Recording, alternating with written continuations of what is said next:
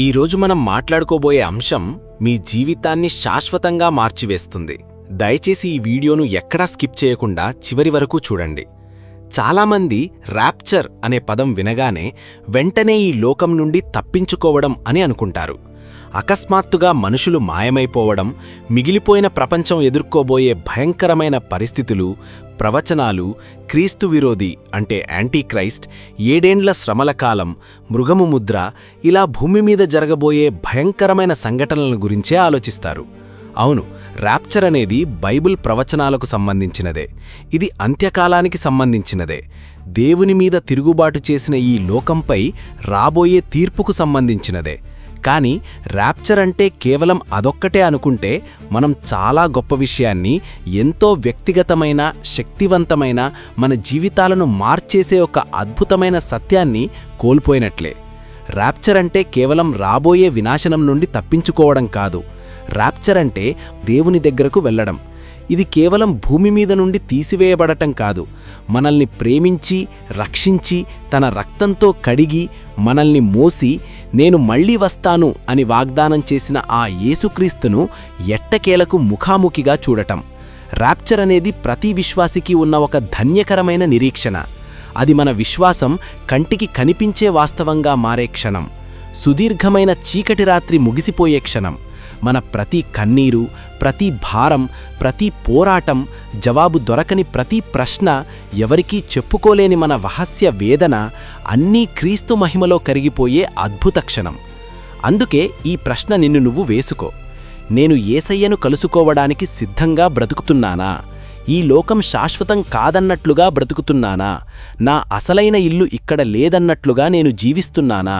బూరశబ్దం వినబడగానే నేను ప్రాణంగా ప్రేమించే ఈ లోకపు వస్తువులన్నీ క్రీస్తు ముఖం ముందు ఎందుకూ పనికిరావు అన్న సత్యం నాకు తెలుసా? బైబిల్ చెబుతోంది, 1 తెసలోనికలకు 4వ అధ్యాయంలో, ప్రభువు ఆర్భాటంతోనూ, ప్రధానదూత శబ్దంతోనూ, దేవుని బూరతోనూ పరలోకం నుండి దిగివచ్చును. క్రీస్తునందు మృతులైన వారు ముందుగా లేతురు. ఆ మీదట సజీవులమై నిలిచియుండు మనము ప్రభువును ఎదుర్కొనుటకు మేఘముల మీద వారితో కూడా అంతరిక్షమునకు కొనిపోబడుదుము.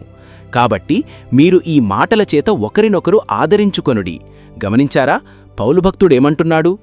ఆదరించుకొనుడి అంటున్నాడు. ర్యాప్చర్ అనేది విశ్వాసులను భయపెట్టడానికి ఇచ్చిన సిద్ధాంతం కాదు. అది మనకు నెమ్మదిని ఇవ్వాలి, నిరీక్షణ ఇవ్వాలి, మనలో పరిశుద్ధతను పెంచాలి. మన కళ్ళు ఈ పాడైపోయిన లోకం నుండి పైకి ఎత్తి, దేవుడు తన ప్రజలను మరిచిపోలేదని గుర్తుచేయాలి. ఈ విషయంలో చాలామంది తమ ఆలోచనలను మార్చుకోవాలి. దేవుని బిడ్డలకు సంఘారోహణ అనేది ఒక చీకటి మేఘం కాదు. అది మన సొంత ఇంటి నుండి వస్తున్న పిలుపు.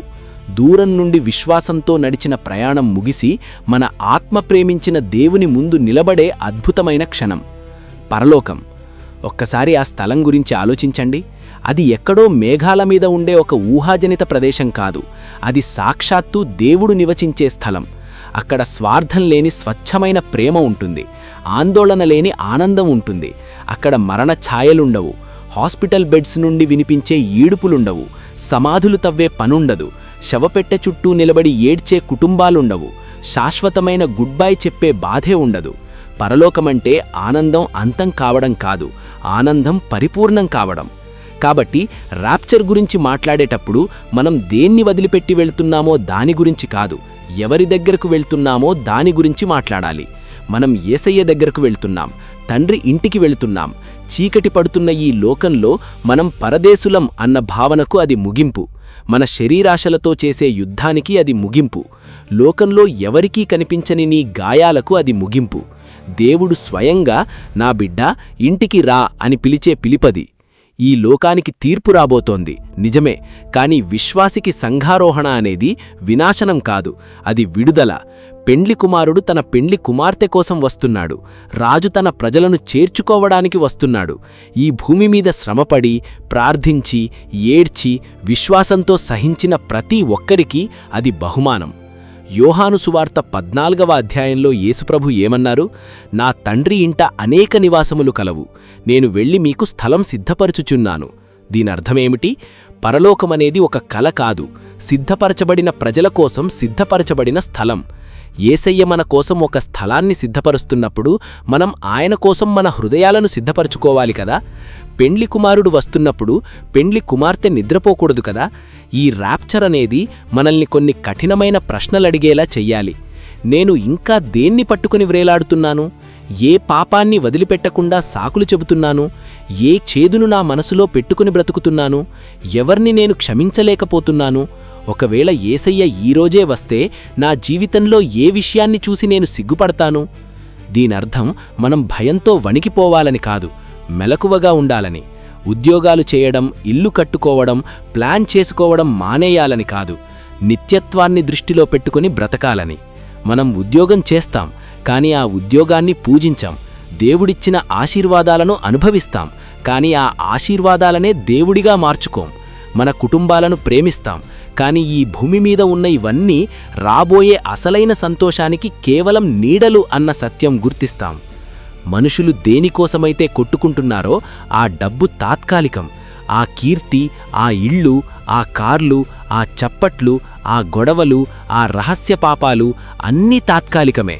అవన్నీ ఒకరోజు కాలి బూడిదైపోతాయి. ఆ రోజు ముఖ్యమైంది ఒక్కటే, నువ్వు క్రీస్తుకు చెందినవాడివా కాదా.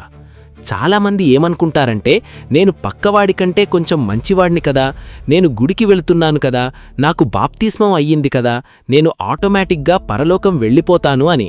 కాని బైబిల్ అలా చెప్పడం లేదు. రక్షణ కేవలం యేసుక్రీస్తు ద్వారానే వస్తుంది. దేవునితో నీకున్న సంబంధం మాత్రమే నీ నిత్యత్వాన్ని నిర్ణయిస్తుంది. ఏ మతం, ఏ ఆచారం, ఏ మంచి పనులు నీ పాపాన్ని కడగలేవు. కేవలం యేసు రక్తం మాత్రమే నిన్ను పవిత్రం చేయగలదు. ర్యాప్చర్ అనే పదం తెలిసిన ప్రతి ఒక్కరూ ర్యాప్చర్కి సిద్ధంగా లేరు. ప్రవచనాలు తెలిసిన ప్రతి ఒక్కరూ క్రీస్తుతో నడవడం లేదు. క్యాలెండర్లో డేట్లు తెలిసిన మాత్రాన యేసయ్యను తెలుసుకున్నట్లు కాదు. ఈరోజు దేవుడు నీతో చెబుతున్నాడు, గోరువెచ్చని భక్తిలో నుండి బయటకురా. ఆయన తన సంఘం కోసం వస్తున్నాడు, తన రక్తంతో కడగబడిన వారి కోసం వస్తున్నాడు. కానీ నిజమైన విశ్వాసులారా, ఈ మాటలు మిమ్మల్ని భయపెట్టడానికి కాదు, దేవుడు మీకొక గొప్ప ఆదరణను ఇస్తున్నాడు. సంఘారోహణ ఉంది అంటే దానర్థమేమిటో తెలుసా?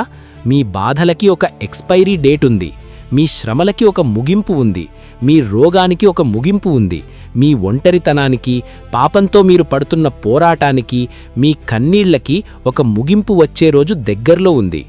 ప్రకటన గ్రంథం చెబుతోంది, ఆయన వారి కండ్ల ప్రతి బాష్పబిందువును తుడిచివేయును, మరణమిక ఉండదు, దుఃఖమైనను, ఏడుపైనను, కష్టమైనను ఇక ఉండదు, మొదటి సంగతులు గటించిపోయేవే. ఒక్కసారి ఊహించండి సహోదరి, ఇకపై ఏ హాస్పిటల్ బెడ్స్ ఉండవు, ఏ నొప్పులు ఉండవు, ఏ డిప్రెషన్ ఉండదు, ఏ ఆందోళన ఉండదు, విడిపోయిన కుటుంబాలుండవు. దేవుడు స్వయంగా తన ప్రజల మధ్య నివసిస్తాడు. ఈ లోకంలో ఎవరైతే తాము అనాథలం అనుకున్నారో, ఎవరైతే తోసివేయబడ్డారో, ఎవరైతే గాయపరచబడ్డారో వారందరికీ ఆ రోజు తెలుస్తుంది సంపూర్ణంగా ప్రేమించబడడం అంటే ఏమిటో, సంపూర్ణంగా స్వస్థపరచబడడం అంటే ఏమిటో. అది పారిపోవడం కాదు, అది మన సొంత ఇంటికి చేరుకోవడం. చివరిగా ఒక మాట, పరలోకంలో అతి గొప్ప ఆస్తి ఏమిటో తెలుసా? అది బంగారు వీధులు కాదు, ముత్యాల గుమ్మాలు కాదు, కొత్త యెరూషలేము నగరం కాదు. చనిపోయిన మన ఆత్మీయులను కలుసుకోవడం ఎంత సంతోషమో కదా. కానీ పరలోకంలో అసలైన ఆస్తి అది కూడా కాదు. పరలోకంలో అసలైన ఆస్తి, అతి గొప్ప ఆనందం యేసుక్రీస్తు మాత్రమే. ఆయనను చూడడం, ఆయనతో ఉండడం, ఏ పాపమూ లేకుండా ఆయనను ఆరాధించడం, అదే మన నిరీక్షణ. అందుకే ర్యాప్చర్ను కేవలం ఒక డిబేట్గా, ఒక చార్ట్గా మార్చకండి. అది మీకొక అద్దం లాంటిది. అది మిమ్మల్ని ఒకటే అడుగుతోంది, నువ్వు సిద్ధంగా ఉన్నావా? ఒకరోజు, ఒక సాధారణమైన రోజున జనాలు ఎప్పటిలాగే పనిచేసుకుంటూ, కొనుక్కుంటూ, అమ్ముకుంటూ, ఫోన్లో స్క్రోల్ చేస్తూ, నవ్వుకుంటూ, గొడవ పడుతూ, రహస్యపాపాలు చేస్తూ ఉంటారు. కాని అకస్మాత్తుగా ఒక రెప్పపాటులో ఆ బూర మోగుతుంది. ప్రభువు మేఘాల మీద దిగివస్తాడు. నా ప్రియ స్నేహితుడా, ఈ లోకం నిన్ను సొంతం చేసుకోనివ్వద్దు, పాపం నిన్ను ఏలనివ్వద్దు. ఈరోజు యేసయ్య నీతోనే మాట్లాడుతున్నాడు. ఒకవేళ ఈ బూరశబ్దం ఈరోజే వినబడితే నువ్వు దేవుని ముందు నిలబడగలవా? నీ జీవితాన్ని దేవునికి అప్పగించు. నీ గర్వాన్ని వదిలేయి, నీ పాపాన్ని ఒప్పుకో. దయచేసి నాతో పాటు నీ గుండె మీద చెయ్యి వేసుకుని కన్నీటితో, పూర్ణ హృదయంతో ఈ ప్రార్థన చెయ్యి. ప్రభువైన యేసయ్య, నేనొక పాపినని ఒప్పుకుంటున్నాను. ఈ లోకమాయలో పడి శాశ్వతమైన నిన్ను నేను నిర్లక్ష్యం చేశాను. నాకోసం, నా పాపాల కోసం నువ్వు సిలువలో కార్చిన రక్తమే నన్ను రక్షించగలదు. నన్ను క్షమించు తండ్రి, నా పాపాలను నీ రక్తంతో కడుగు. ఈ క్షణం నుండి నన్ను నీ బిడ్డగా స్వీకరించు. నీవు మేఘాల మీద వచ్చినప్పుడు నేను సిగ్గుపడకుండా సంతోషంగా నీ దగ్గరకు వచ్చేలా నన్ను నీ పరిశుద్ధాత్మతో నింపు. నా జీవితాన్ని నీ చేతుల్లో పెడుతున్నాను. యేసు నామంలో అడుగుచున్నాము తండ్రి, ఆమెన్. నా ప్రియమైన బిడ్డలారా, ఈ వాక్యం మీ హృదయాన్ని తాకి ఉంటే, ఆ ప్రార్థన మీరు నిజంగా మీ హృదయంలో నుండి చేసి ఉంటే కమెంట్స్లో నేను సిద్ధంగా ఉన్నాను ప్రభువా అని టైప్ చేయండి. దేవుడు మీ ప్రతి కన్నీటినీ తుడిచి తన రాకడ కొరకు మిమ్మల్ని పవిత్రంగా కాపాడునుగాక. God bless you. మట్టి దేహం ఈ లోకయాత్ర నా శాశ్వత గమ్యం కాదులే. నా ఆత్మ వలచే నా తండ్రి ఇల్లు నా కళ్ళ ముందున్నదిలే.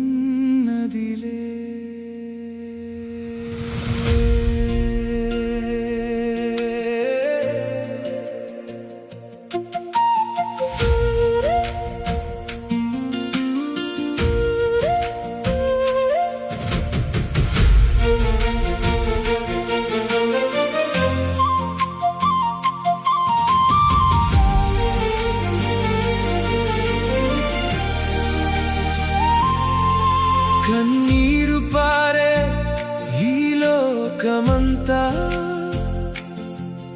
ఒకనాటికి ముగిసిపోవును.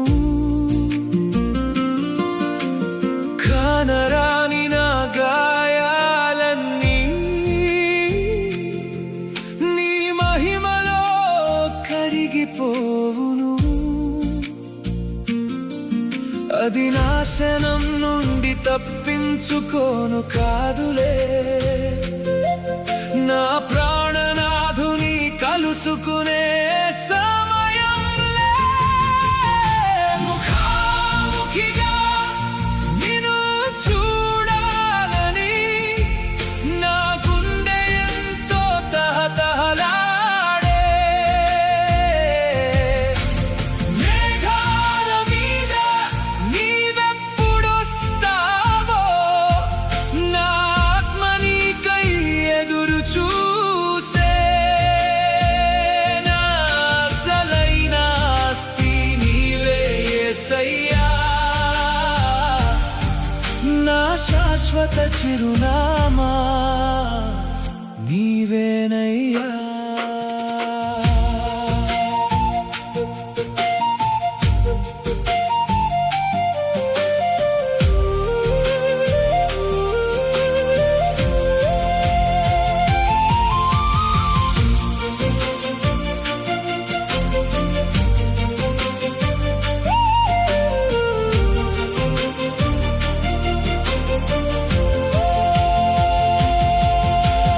బంగారు వీధులు, ముత్యాల గుమ్మాలు, అవి ఏవి నాకు ఆనందం కాదయ్యా.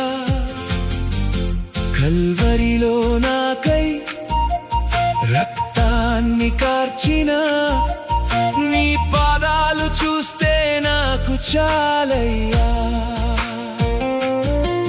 నా ధన్యకరమైన నిరీక్షణ నీవేలే. నా నిత్యత్వపు సంతోషము నీవేలే.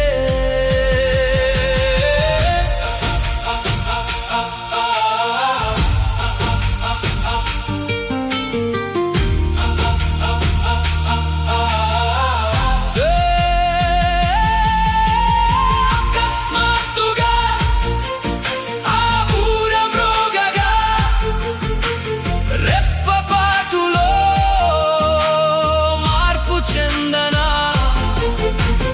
లోకాన్ని వదిలేసి పాపాన్ని విడిచి నీ పెండ్లి కుమార్తెగా నేను ఎగరనా.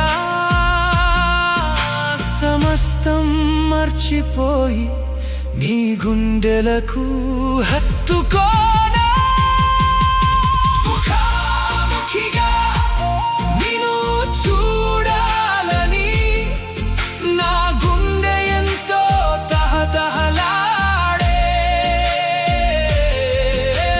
మేఘాల మీద నీవెప్పుడొస్తావో నా ఆత్మ నీకై ఎదురు చూసే నా అసలైన ఆస్తి నీవే యేసయ్యా నా శాశ్వత చిరునామా నీవేనయ్యా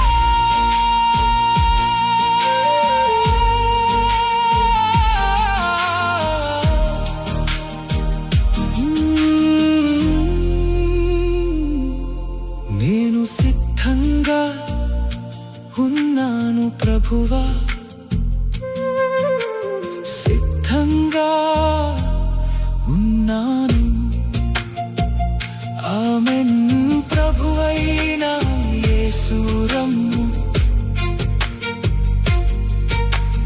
ప్రభువైన యేసు రమ్ము